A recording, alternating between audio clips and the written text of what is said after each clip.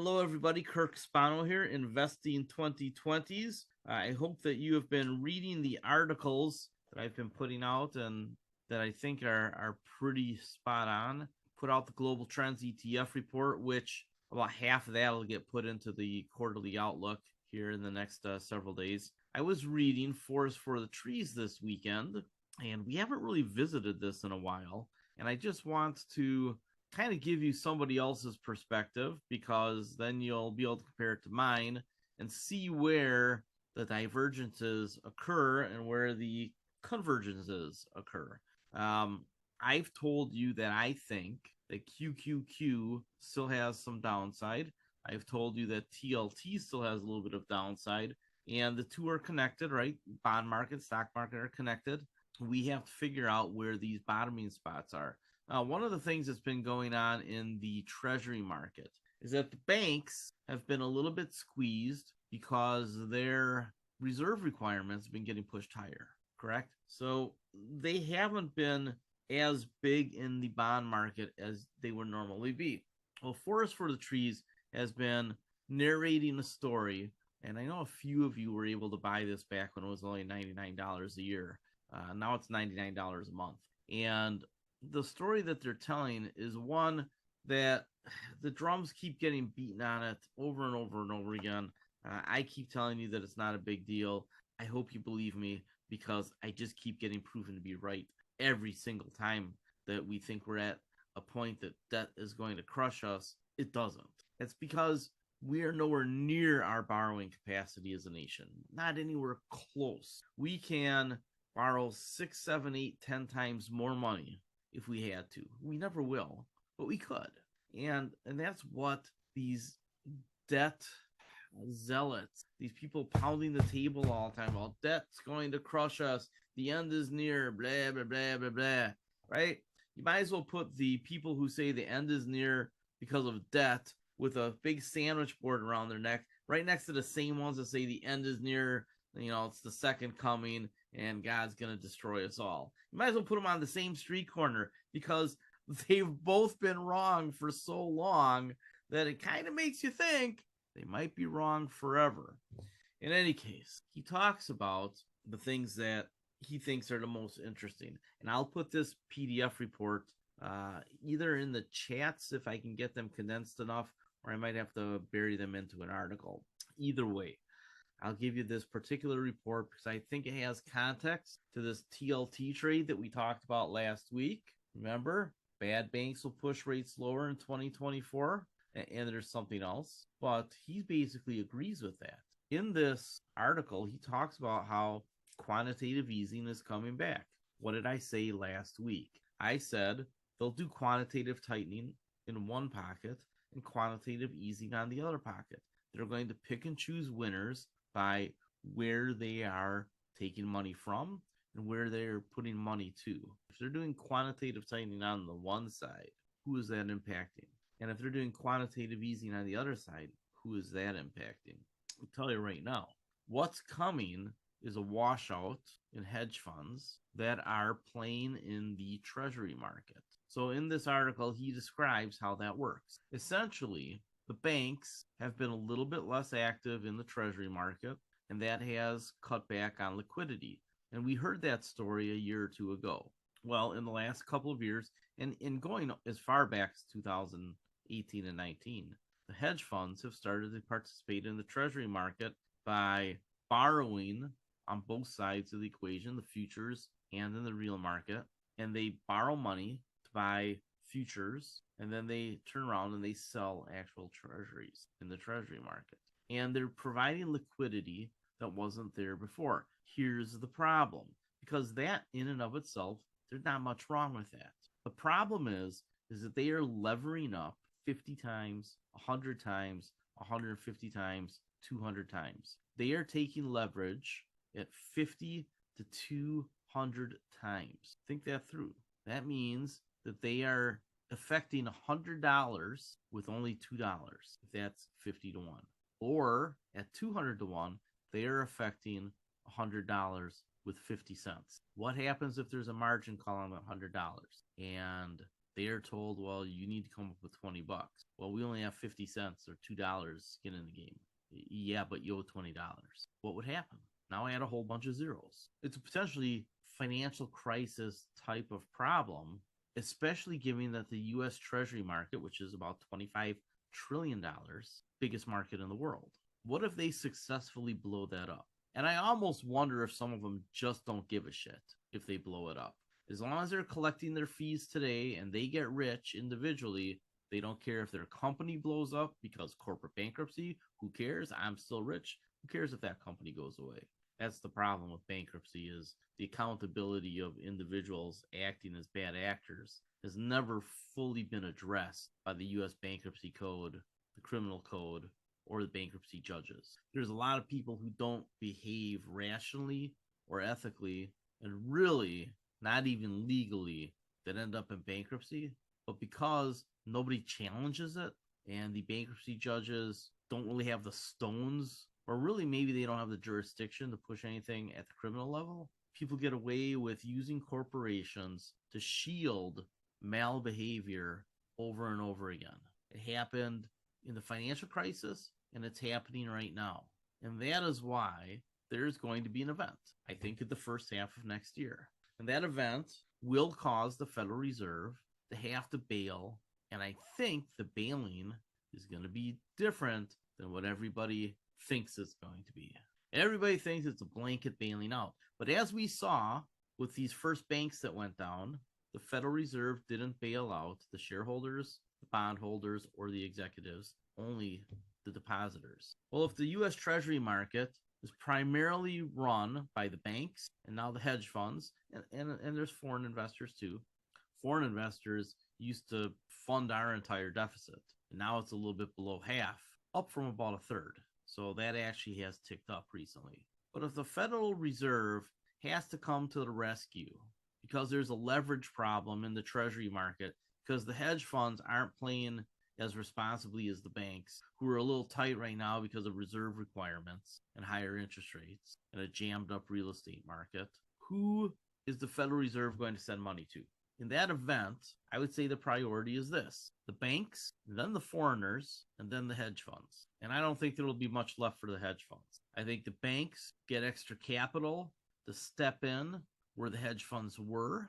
I think your foreign investors are made whole, at least the ones that aren't taking huge leverage, because we need them to come back. I think the hedge funds that think they're going to get bailed out are wrong. We already saw that the Federal Reserve has no appetite, zero, negative appetite, right? What is that, throwing up? Negative appetite for bailing out companies and managements and managers and executives that use leverage in an irresponsible way, that use the markets to purely enrich themselves. So when some of these hedge funds say we're in trouble because we took too much leverage and interest rates moved a direction that we didn't anticipate, or in a way that we didn't think was going to happen, the Federal Reserve is going to say, you're right, we have to fix this. We're going to send money to the banks to bail out the market, bail out the Treasury market, because that's important. And Mr. Hedge Fund owner, go zuck yourself. I think that's what's coming. And I would be shocked if that's not what happened. Now, what if Ken Griffin over at Citadel is one of these players? And you almost certainly think that he is. I think you might see Ken Griffin get his comeuppance from all the skimming that he's done on the markets in the years. He brags about using technology to front run the market. Doesn't use the word front run, but he knows that's what he's doing. I know that's what he's doing. All kinds of people know that's what he's doing. Congress says that's what he's doing. And they never change it. So here's a guy who says, well, I provide liquidity, blah, blah, blah, blah, blah, blah, blah. But he takes a skim that's so large that he's one of the richest men in America, thinks he's God to the point where he's going to build a tower basically on the water in Miami. And then I bet that he'd have the nerve to say, well, they should have built something to protect my building from that hurricane or that sinking land. Make no doubt about it. Ken Griffin is another one of those zuck sticks who is not really good for America. Killed competition, killed innovation, probably killed thousands of careers that could have been productive and helped America, because he used loopholes, carried interest tax credits, the ability to front run the markets with technology, and a lack of regulation, which, he buys plenty of Congress people to make sure there is no regulation, so that he can become one of the richest guys in the world by legally cheating. So if he's one of the guys that gets stuck next year, I hope the Federal Reserve tells him to jam it so far up his ass that he doesn't build his building and he moves back to Chicago, the piece of shit. So when we talk about TLT and other ETFs, understand the depth that I'm trying to get here for you. We can look at the PE ratios. We can look at the dollar. We can look at all these things. But until we actually understand how markets work, who's lying, cheating, and stealing, what's good, what's bad, what is reality, how do we wrap our head around numbers that are so big that we could never count that high? Not in a lifetime. We've talked about this before. If you started counting today and then stopped counting until the end of your lifetime, you would still never reach just 1 billion. You couldn't say a billion numbers in your lifetime. We talk about numbers in the billions, hundreds of billions, and trillions all the time. That's what makes this hard. It's kind of inconceivable. I don't know. It's tough stuff. But I have told you that I think the dollar's topping again. That's going to turn over. Shooter seems to agree. I don't think it's going to fall this far this fast, but I think it'll chop sideways and down for a while. The problem with the currency markets is that fundamentally 90% of the people still don't understand that the dollar is in a new higher trading range. And we've gone over this 100 times. There just is no alternative to the dollar. So remember, there is no alternative to stocks, Tina dollar. There is no alternative to the dollar. That's why Bitcoin is becoming an emerging markets currency. It's going to get value not from one country, but from like 150 countries. All the emerging markets. Just a little bit of Bitcoin between them pushes the value of Bitcoin up. And I do believe that they've been the ones accumulating for the last year, for the most part. You can see the blocks of Bitcoin being sold, many of them still coming out of China. They just disappear into all sorts of little transactions, getting chopped up. One Bitcoin's $27,000 was 16-17 when I was pounding the table, buy Bitcoin last November. And I'll just tell you right now, keep scaling in because it's going to six figures. No doubt in my mind.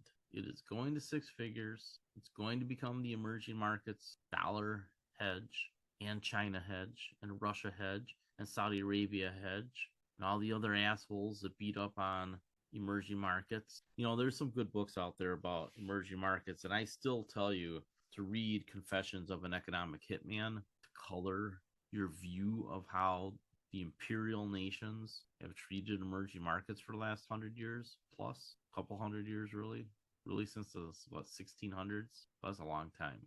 When oppressed people don't meet your expectations of what they should be because they're one or two generations or three generations removed from direct oppression, you should really think about the psychology involved with having been oppressed for a very long time, and how word of mouth from generation to generation, and how people are raised. Think about the people today that are super stingy because they had parents that went through the Great Depression. And I'm not saying they're wrong to be tight financially, just saying understand their perspective. That is part of why Bitcoin is becoming, I'm not speculating, we know that it's happening. We don't have exact numbers because those don't always get shared, but we can track enough of it that we know emerging markets are all nibbling into Bitcoin. And an inflection point is coming there. All these things play together, from the cheaters in the treasury market, how the Federal Reserve is going to respond, to the dollar being higher for longer. That's the one you got to think about. That's what's going to be higher for longer. And this will twist your noodle. I think interest rates are going to go down, and the dollar's not going to get all that much weaker. A little bit weaker, not much. And at some point, the Fed funds rate will be 2% again during some recession or financial crisis that puts GDP growth down to 1% or 0% for a few quarters. The dollar won't tank. You have to get out of the mindset, a lot of mindsets, but the most important one is that the dollar is going to weaken and that the debt matters a lot. It doesn't. Did you know, and I know you do if you were listening before, as I mentioned this a couple weeks ago, as soon as the tax cuts expire, the Trump tax cuts expire in a couple of years, end of 2025, I believe, we cut the deficit in half in one fell swoop. And that's if they negotiate to keep the higher standard deduction, which I think that they will. They just let all the other stuff go away. Maybe keep part of the small business tax breaks, which they should. The problem is that they never put limits on them, and then the super rich guys use them. So if they can have small business tax breaks that are limited to actual small businesses, then that's probably a great idea. So there is a way to support the middle class through a higher standard deduction. There are ways to support self-employed. There are ways to support small businesses that are buying machines or whatever they're doing. And it doesn't require the guys with 500 LLCs for different real estate properties get a $10,000 tax break in each one, somehow trumping the system. So where are we in the market right now? This isn't quite meeting the definition of a double top, but it's pretty close. And I showed in here what a double top looks like. Okay. Now, normally the two tops are supposed to be within 3% of each other, 5% if you're using a pretty loose definition. And I believe QQQ and SPY's tops were like 4 something percent within each other. So we're not exactly meeting the definition of double top that would see you break below the neckline. So here's your chart. This number and this number aren't within the definitional 3%. They're closer to 5. So is this going to end up breaking the neckline and coming down in here? I don't think so. I think that it stops falling at one of these levels, somewhere in here. I don't think it gets below the neckline unless the Federal Reserve just doesn't act when whatever financial event that's going to happen next year happens. It would take the Fed standing on a sideline and just saying, let's see what Armageddon looks like. That's what it would take. Powell would have to go, well, I don't care. Let's see how it goes. Let's roll these dice. Ooh, mama needs new shoes, So, or baby needs new shoes, whoever needs new shoes. I don't think that's what would happen.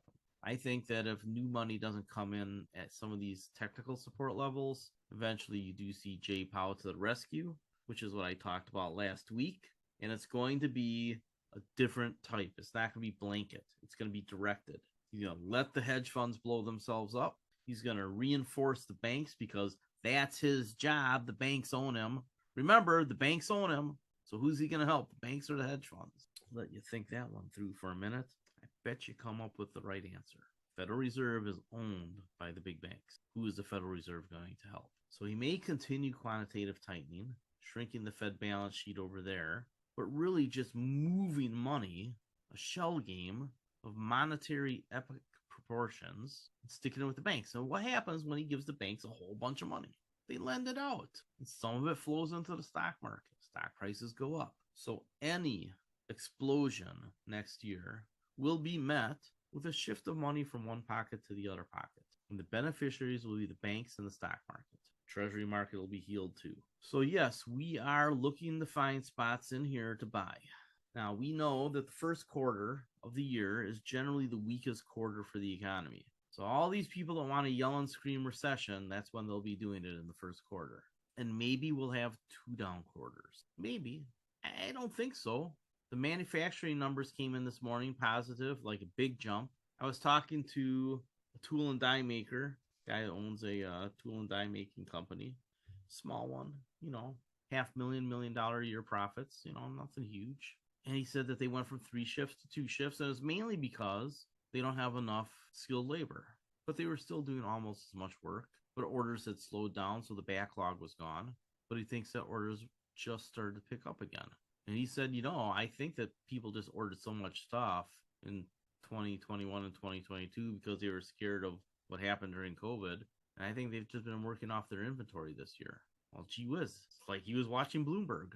He just made an observation from his small business. That is what Bloomberg has been talking about. And that's what we're seeing right now. We got a lull in manufacturing from June to August? It was 3 or 4 months. And September started to pick up after summer. Basically, the summer was slow for manufacturers. What do they care? People want some time off anyway.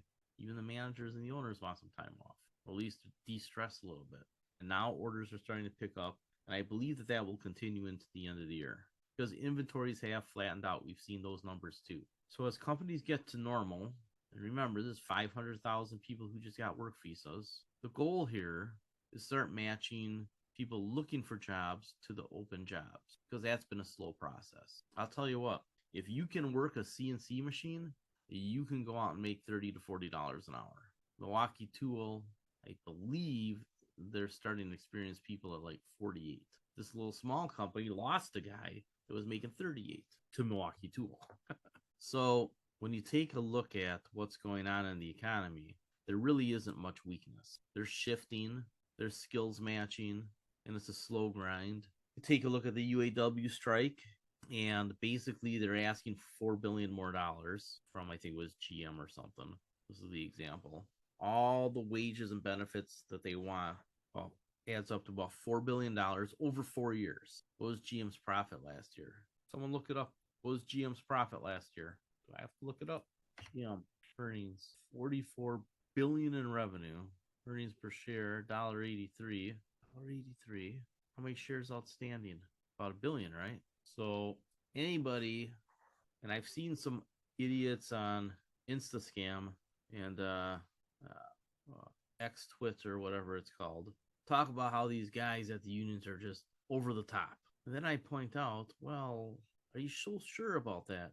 They're basically asking for $1 billion a year at GM in extra wages and salary for a company that profited $18 billion.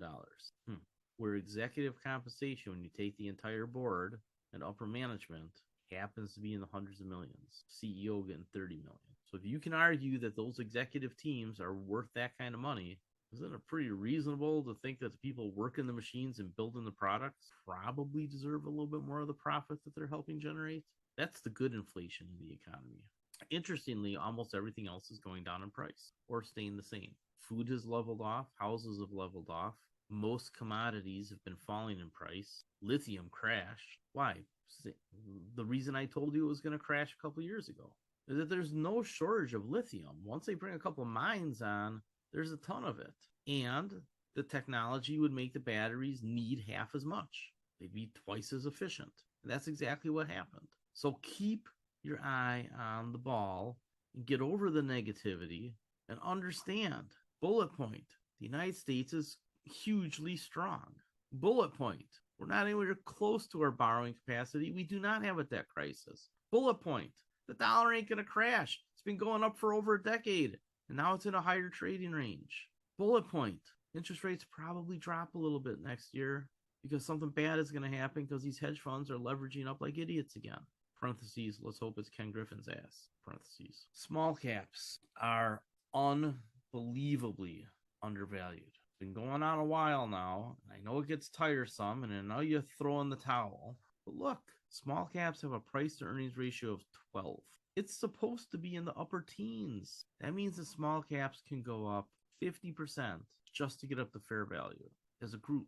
But there are certain stocks, especially the smaller ones, 100, 200 million, micro caps, that have single-digit PEs at this point. They need to double or triple just to get close to fair value. Some of them need to go up tenfold. A lot of 5 baggers out there I see, 5 and 6 baggers coming. Certainly some 10 baggers. I've got about a dozen new small cap stocks, but I'm not going to put them on plug and play right away. I'll either put them on at the end of the year or I'll do them throughout the fourth quarter, or a little bit of both. Plug and play has one utility stock that was added. I'll give you a hint. They're a majority owner of an American transmission company. Sweet spot in mid caps, right? Mid caps usually have PEs up here. Look at that. The S&P 500 ain't cheap. Look, right? This is cheap. Even in these crashes, we didn't get too cheap. Why is that? It's because of all the indexers. We're not going to change that because indexers will need the small cap to beat the hell out of the large caps for a while before they notice. And they'll need to have the large cap indexes chop in a range for years before they notice, before they change their investing religion. I do think that's what's coming. I think you're going to see major outperformance by small and mid caps, certain emerging markets. I think that your large caps, your S&P 500, and I do think the S&P gets to 6,000 in the next 1 or 2 bull markets, but I think it flirts with 3,000s multiple times. So I think you see a range on the S&P 500. I think it gets up, up here at some point. But I think you see the S&P 500 in this range till the end of the decade. Up to 550, down, up to 600, down, back up to 600, down, right? Maybe on the baby boomer retirement crisis. Remember, once all the baby boomers are retired, there's going to be a hole. Won't last for long because we'll just QE our way out of it. But there will be a hole as they start to withdraw. The nice thing is that the baby boomers who withdraw don't have much money. So there's not that much to withdraw. And the baby boomers who do have much money, who do have a lot of money, they're just living off the interest. So it'll be an event. It won't be a generational thing. It'll last a year or two, maybe. That's if we haven't already mitigated all that with all the money that we've created since COVID. And those of you who have been around a while know that I think that we have mitigated the next crises. I think we got out in front of them. You can say that they're trying to save the world from COVID, whatever. I don't care. There's extra money. And the United States is flexing its muscles right now, but still has its shirt on. At some point, Uncle Sam, and I hope it's Powell and Biden, take their shirts off, get up on a horse, and ride around. Flip little Vladdy the bird. Look, I have called a lot of these corrections, and I've gotten the big crashes all correctly. Called COVID a couple of months before most people, and that was a condensed time frame. Told you about the volatility that was coming in 2018. Some of you took part in those trades where we made hundreds of percent on a 5 or 6 week option trade on VIX. I told you to sell almost everything before the fourth quarter of 2018. Right? 2008, I was buying steak dinners and pasta dinners for people throughout 2007, telling them to sell their second homes and buy U.S. treasuries. More people fired me than hired me. All those union folks whose portfolios that I sold out of to pay off their houses, some of them are still clients, even with those teeny tiny accounts that they have left. They have paid for a house though, right? They're $200,000, $300,000, $400,000 portfolios, paid off a house. Also on the portfolio was 5 figures, and they spend a lot of money. It's hard to tell people not to spend their retirement money. Called the dot-com crash. Stocks went straight up. That's the same thing that happened in 2021. Told everybody to sell at the end of 2021. So the expectation would be that I see a big crash coming here. And while I will acknowledge that it's a possibility, if there are a series of major screw-ups and the Fed just doesn't give a hoot, don't see it. Just don't see it. China's going to muddle along. Europe's going to muddle along. Even Saudi Arabia might start pumping more oil. Why? And I mentioned this, man, when did I tell you that I thought Biden would cut a deal with Saudi Arabia? 6 months ago? 7 months ago? It was a while back. Well, what's the big rumor now? That the United States is going to cut a deal with Saudi Arabia to protect them in the event of an attack. Essentially a treaty, a defense treaty. In return, they'll pump a few million extra barrels of oil per day, pushing the price of oil back down to 80. We know that energy is about half of inflation, or at least has been historically. It's probably a little bit less than that now. They push the price of oil down to 80 by next summer, right before the election. The economy is going strong. We're at full employment. Gasoline is cheap. Russia's losing in Ukraine. Maybe finally gets kicked out next summer. And China and the United States come to some sort of trade deal and status quo on Taiwan. What if all those things happen? What does the stock market look like then? What does the world economy look like then? All the growth engines firing again at the same time. China, India, and the United States, emerging markets, Saudi Arabia recycling the oil money into the rest of the world. Clearly they'll pick their spots. They are the Ferengi. What happens then? It doesn't seem so bad anymore, does it? So these charts are not telling us this. I don't think this is what's coming. I don't have the other chart. I think what we're going to see, I thought I put it in here. Aha, okay. There you go, big edit coming. I think what we're going to see is a bullish rectangle. I think the S&P 500 is going to be like this until it breaks out the super new highs in the 2030s. So if we're coming off of this second one right now, we'll go up here, there.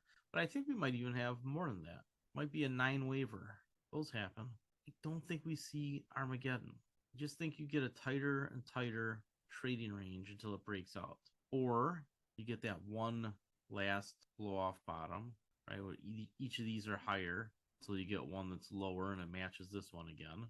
And then it takes off. Will the S&P 500 investors figure it out ever? No, they won't. So you always have to keep in your head that the indexing just keeps going on, which is why you don't need to own a whole bunch of individual large caps. You don't. If you take a look at the 401k funds that I have on here, these are the only large cap funds you need. The Invesco S&P 500 CARP fund, this dynamic multi-factor, which I think is going to have periods of outperformance, and QQQ. You never have to invest in the S&P 500. Zero, ever. This number will be zero forever. Never invest in the S&P 500. Repeat after me. Everybody, say it out loud. Never invest in the S&P 500. Never. No, but no. What about no? How about no? Never invest in the S&P 500. The S&P 500 CARP fund beats the S&P 500. Always. Invesco QQQ beats the S&P 500. Always. And this dynamic multi-factor so far has beaten the S&P 500 always, right? Any time frame longer than 2 years. Any time frame longer than 2 years. And most 1 year and 6 month time frames too. Never own the S&P 500. One more time, as a group, everybody, 1, 2, 3, never own the S&P 500. The corollary to that is you almost never have to buy S&P 500 stocks individually. There are a handful, 20 or 30 of them at any given time. They either offer extra growth or a fat dividend that's not in danger. And that's what I give you, right? Google, Amazon, Magnificent Seven, blah, blah, blah. But I just use QQQ. Most of the time, I think I want to own Amazon because to me, that's the one that's easiest to predict. AWS will get spun off. And then internally on the Amazon side, the Prime side, they have Amazon Prime right now. And they just haven't packaged it and branded it right. But they could also do something called Amazon Prime Plus, like an extra $100 a year that gives you a whole lot more entertainment. And they could even do an add-on with that they kind of have with the music and the podcasts, your Kindle reader, all that stuff. That Amazon environment probably can generate 30% more revenue. Easy. I think easy can generate 30% more revenue, maybe 50% more revenue. And I think the AWS and then the Amazon Prime side, I'll call it, I think they're both worth roughly the current combined market cap. I think you peel AWS off, within a couple of years, you have two companies that big. I think Amazon's probably a doubler, probably from here, and even better if there's a correction over the next several months. The article I've been struggling with is the income options article, because I just haven't wanted you to do too much, to be honest. So I'll get this out here any day now, actually. A couple of things I want you to pay attention to. Changing the format a little bit. It's going to call it stocks in range, dividend stocks in range. A lot of these are ready. Occidental is coming back to you. If you can get $3, the December 60 puts on Occidental, do it. It's in the twos right now. Pfizer. We covered the strategy on AT&T in a little bit a couple weeks ago. Basically sell AT&T and then sell a cash secured put. To avoid the tax wash sale rules, you have to buy it back at a lower price than you sold it. Otherwise, they get mad at you. And it has to be 31 days out. You can do that on AT&T. I did that on Paramount. So I sold my Paramount last week, actually. And I have sold puts to get it back. Right now, Paramount's right at $12.50. So make sure you set your sell price at $12.50 if you're going to sell to collect your tax loss. I think tax loss selling is going on earlier this year. I think it's mostly occurring right now, actually. And remember, tax loss selling usually happens in November, not December like people think. Retail people might do it in December, but all the institutions do it in October and November. So if you sell Paramount for $12.50 and then write the $12.50 put, you'll be okay. And make sure you're 31 days out. Collect your $1.50. It's over $1 right now, I believe. I think it's about $1.25 at the moment.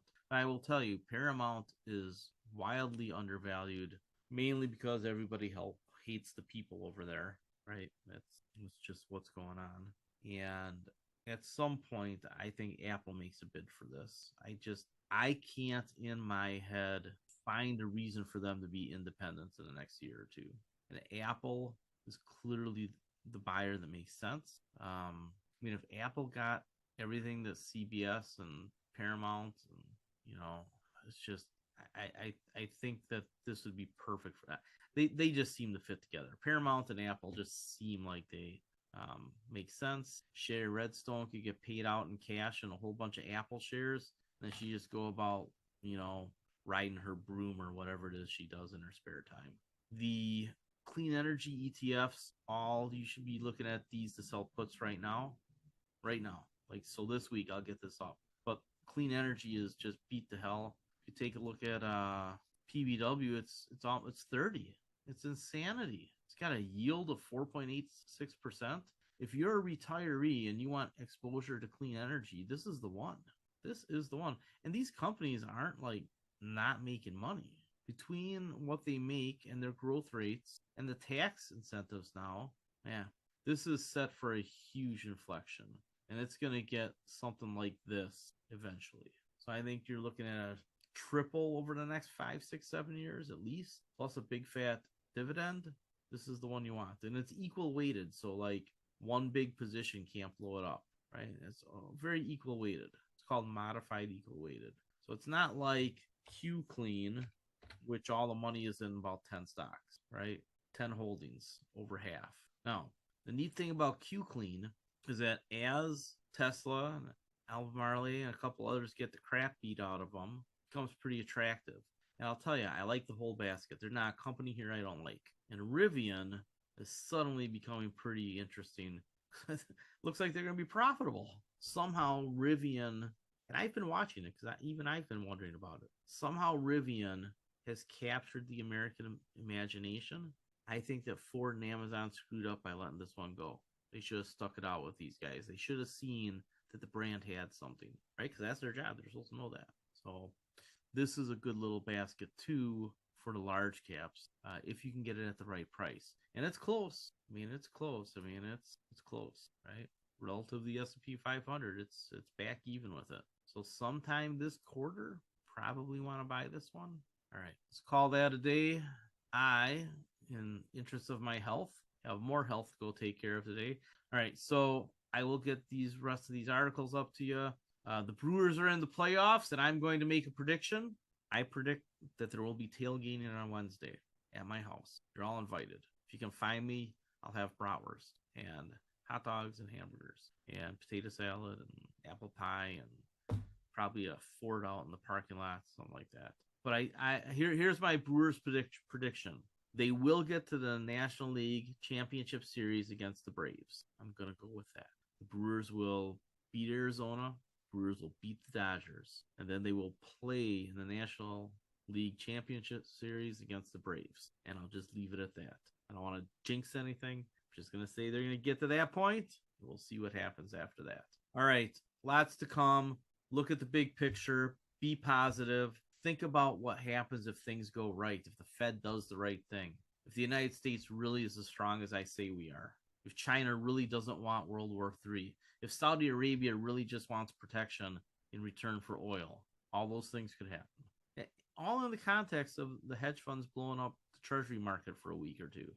With the Fed saying, oh, sleight of hand, money from here to go over there, blah, blah, blah, magic. It's all going to work out. All right, have a good one.